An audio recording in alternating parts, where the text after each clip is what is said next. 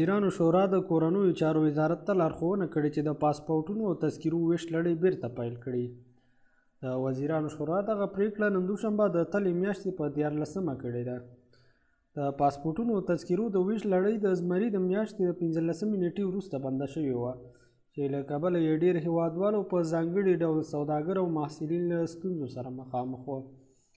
د وزیرانو شورا په دغه غونډه کې د پاسپورټونو او تذکیرو د ویش لړۍ د پیلولو سربیره د کابل ښاروالۍ ته لارښوونه کړې چې د املاکو د غصب د مخنیوي او له غاصبونو سره د قانوني چلند په لارو چارو سنجولو غور وکړي.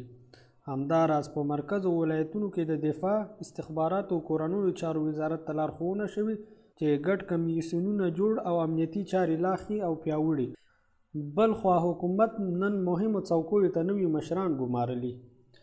د اطلاعات او کلتور وزارت معین ذبیح الله مجاهد وایي چې د افغانستان اسلامي امارت مقام د حکومت مهمو څوکیو ته نوي کسان ګمارلي دي. هغه لیست چې د ذبیح الله مجاهد لخوا خپور شوی پکې مولوي عبدالکبیر د ریاست الوزرا د سیاسي مرستیال، ملا عبدالمجید اخوند د شهیدانو معلولینو او مولوي مطیع الحق د سرې میاشتې د ټولنې د سرپرست په توګه ټاکل شوی.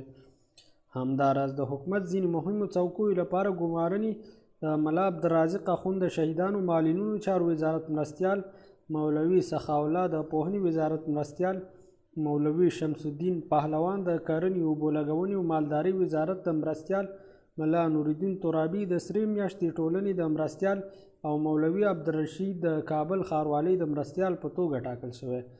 پر دې سربیره په نظامي برخو او د